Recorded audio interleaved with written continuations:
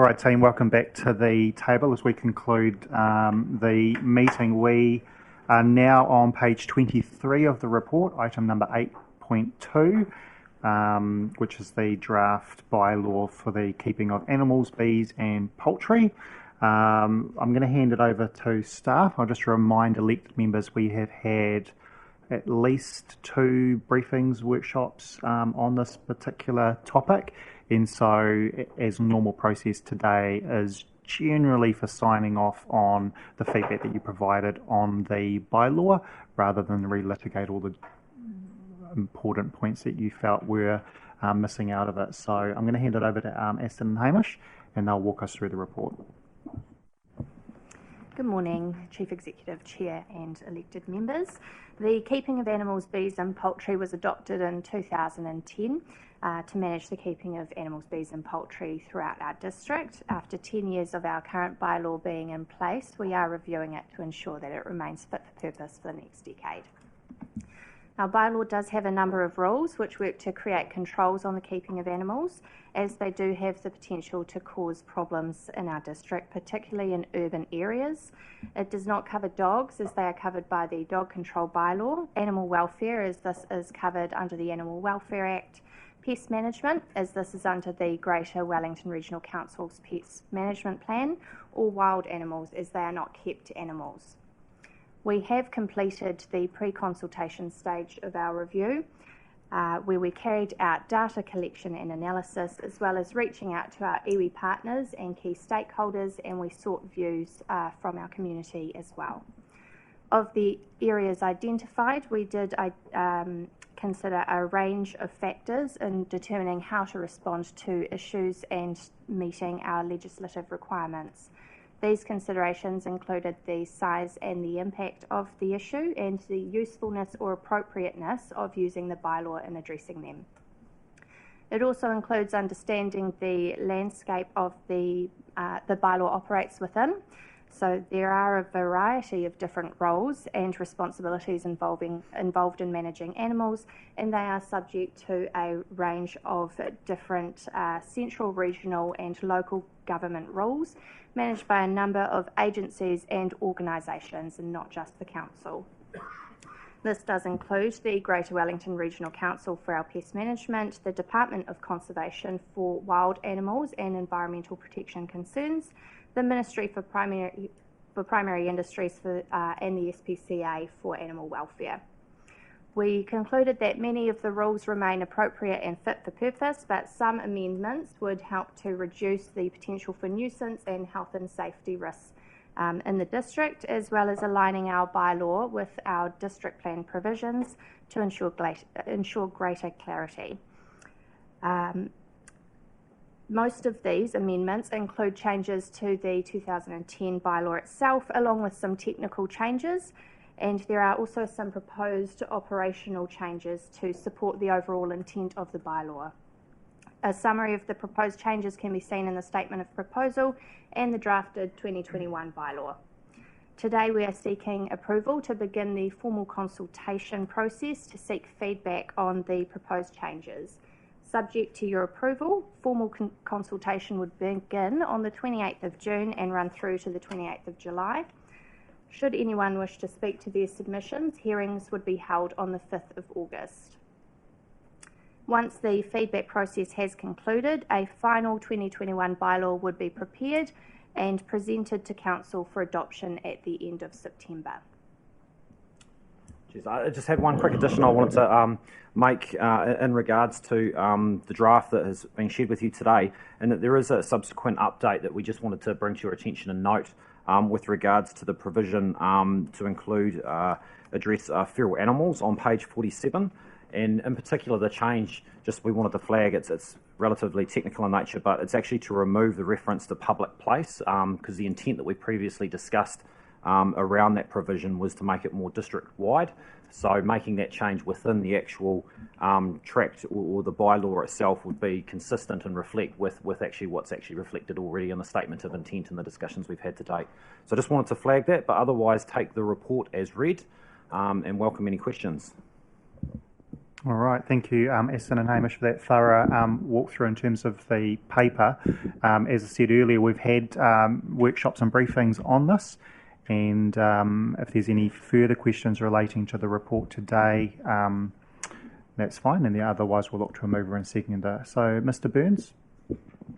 Yeah, I just noticed the process of public consultation before you produce the proposal and the draft, and I compare it with the beach bylaw review and update, and I noticed it's quite a different process altogether. You had massive consultation with the beach bylaw before you produced this sort of level of report, where with this bylaw you haven't done that. What is the reason for the difference between the two approaches?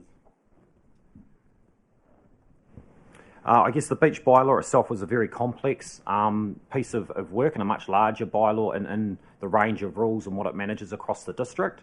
And we knew from previous processes as well, it's high public interest as well. Whereas this one is, I guess you could best characterise it a bit more discreet and focused.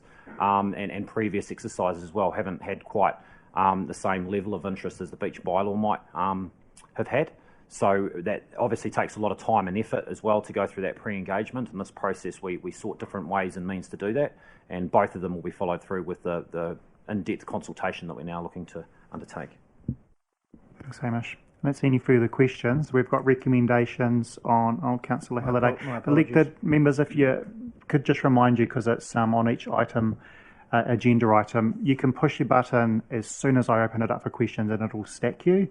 Rather than I look at the screen, there's no one, and then it jumps up. So if there's anyone else after Councillor Halliday, that's absolutely fine. Just push your button now. You should know if you've got a question, and then we can move nice and efficiently through the questions. Councillor Halliday. Thank you. Through you, Mr. Chair. There are some punctuality or written things that I'd like to correct on there, but I can just send those through as an email after this sort of thing. Is that right? Just to take excellent. Look, the one thing I did want to ask about, it refers to 6.4 on page 46, 7.1, 7.2, and 8.1 as well, which are also on pages 46 and 47. It's just around the council-based licensing or permission. Like with the poultry one, say on 7.1, it says a licence is required, but it also refers in the statement of proposal, it would actually be a resource consent requirement. I'm just wondering, one, is that correct, that it's actually not a case of licensing, it's a case of it would be a resource consent, and whether we should be noting that in the bylaw as such? So these are they are separate. There are instances where you would get a licence under the bylaw, and there are instances where you would get a resource consent under the district plan, and that's to do with the different areas that are defined. So under the district plan, you for the pigs and the goats, you'd need one under the living area, and that's defined slightly differently to the urban area under the bylaw. So I guess hence the footnote number 5, then referring to the living zone as defined by the district plan. So you'll notice the little number 5 after rooster on 7.1 refers to the footnote at the bottom of the page. Yes, it also does, yeah, it does complying activity under the district plan and requires a resource consent. Okay. Page 46, 5.3. This is just taking effect of the district plan rules. Is that correct? In relation to the 4.5 metre setback, I'm just curious, if someone has a fence built up and they want to put, say, a rabbit hutch on the other side, they would be unable to do that. Is that what this is saying? So that is the case under the district plan as it stands already. So we're just putting that into the bylaw as well for the consistency. Okay, thank you.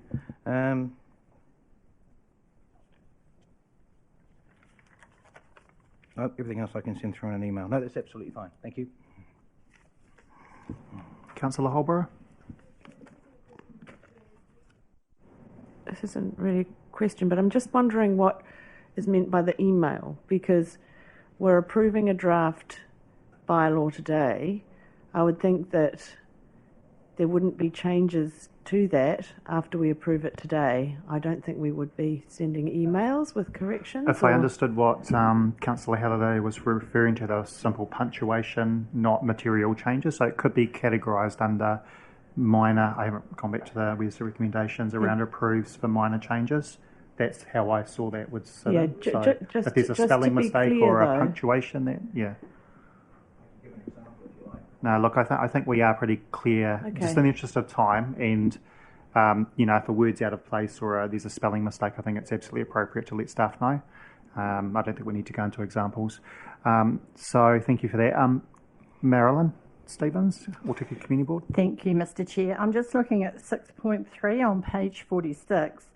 I'm really thinking about the rural areas where they have really big council berms outside of their properties that only get mowed sort of once a year, and very often have cows, electric fence so they can't get onto the road, but chewing down the grass, and this is sort of saying that they can't do that. So what I'm trying to say is how do the rural areas keep the frontage of their properties clean and tidy if the council only mows them once a year, but they're not allowed to put their stock out there?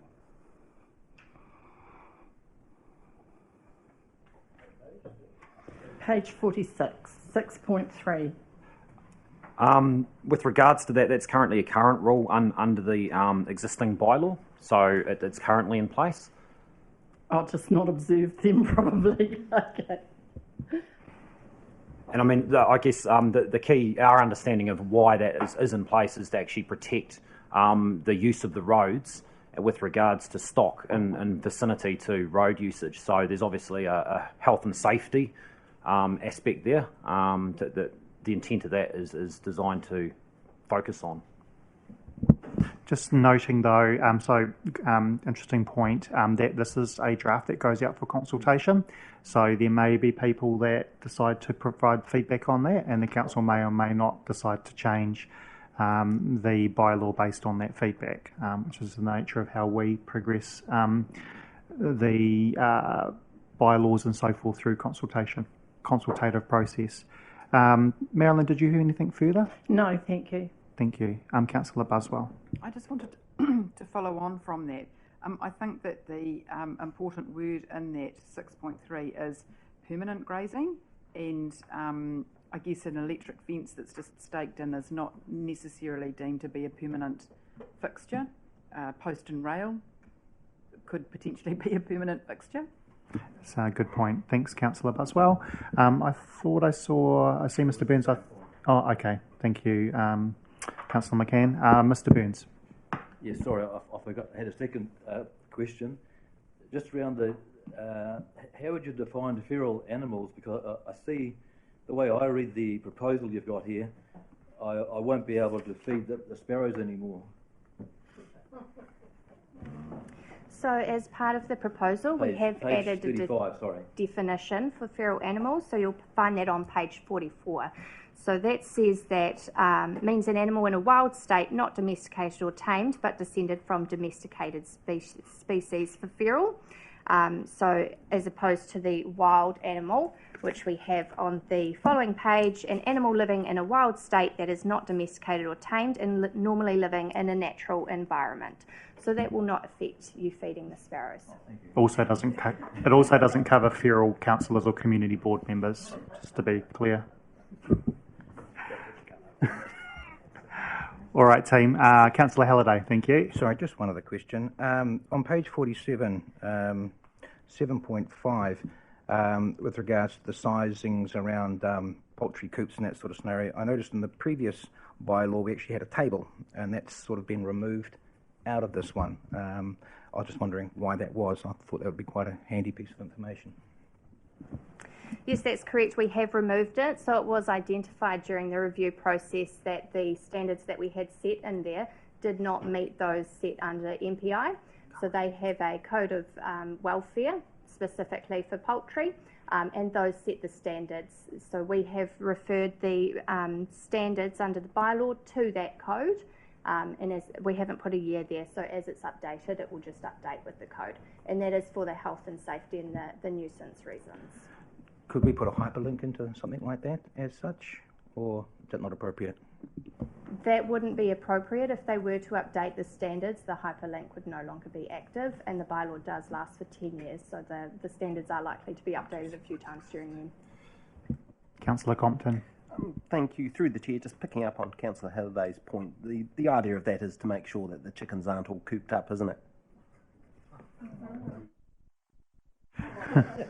You clearly are sick.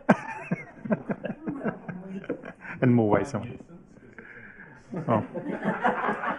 I did refer earlier to feral councillors and community boards, but I think some of you were asleep. So, all right.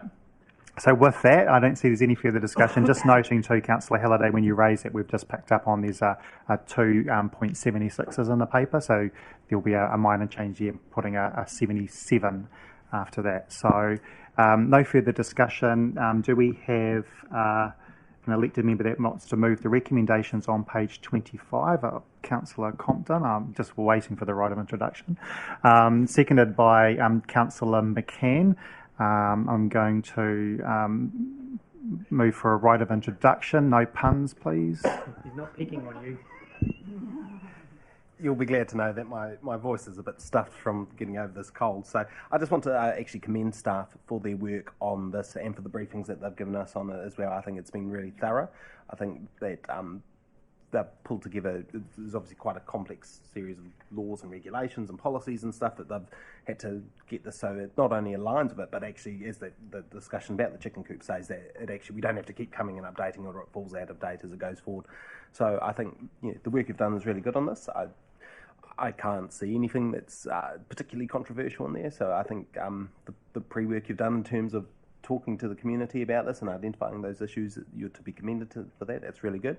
And obviously look forward to seeing what we hear and we work through this process. Thank you. So open that up for debate. Councillor Pravanov. Oh, sorry, it's just jumped to Councillor McCann. Thank you. I do note that Councillor Compton's voice is a bit hoarse, and that's really all I wanted to say, but I'd like to support the work that's been done by staff. I think it strikes the right balance. This is a difficult area. And we've had some very interesting discussions, so well done. I was going to say something, but I was too chicken. Councillor Pravanov. So I've actually got a question, if I may, relating to the B licences about whether there's a charge for that licence. So understanding orders, we can allow a question through debate. It's helpful if it's raised through questions, but if it's just the one, yes. We're not. Yep, so go for it. So yes, in 8.1, 8.2, it refers to a licence, which is now new. And so my question is whether or not there's a cost for that licence, and I suppose the reason for a licence rather than just obtaining permission. So we do have a fee and charge for a licence under compliance in our bylaw. And as part of this process, the people that are applying for a licence to have that APRI would need to pay for a specialist to come out, and $60 I can see that it would cost them. It's around $60 for the specialist to go out and provide council with a report. That's been happening now under the current bylaw, so that's what we expect to come in with the licence application. Thanks, Jackie. I think that's covered it adequately. Thank you. So any further debate? Otherwise, we'll look for a right of reply and then put it to the vote. Nothing? Waived right of reply. So we're going to put that to the vote. All those in favour say aye. Aye. Against? Carried. And Aston and Hamish, thanks very much for the great work. Thank you very much. Sorry. Don't encourage that.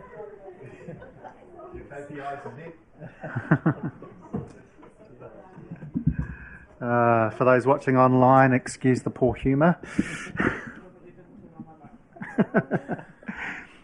So, look, team, we're going through well. We're just looking at confirmation of minutes found on page 61.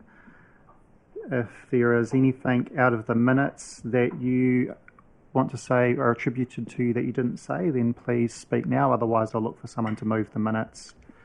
Recommendation 1 on page 61. Not aware of anything. No. Someone want to move? Councillor Hanford moves and Councillor McCann seconded. I imagine there's no right of introduction, so I'm going to put that to the vote. All those in favour say aye. Aye, against, and carried. And so now we... no public speaking time that I'm aware of. No one's come for the last bit. We've got the no publicly excluded minutes to confirm, and so we now move into public exclusion. So does someone want to move that we go into public exclusion, which excludes community board members today due to the nature of the reports? Moved by Councillor Buswell, seconded by Councillor Holborough. All those in favour say aye. Aye, against, carried. And so if community board members can... Councillor Randall. Yeah. Can I have confirmation as to how and when you exclude community board members? Because at the previous meeting, Mr. Westbury was allowed to stay.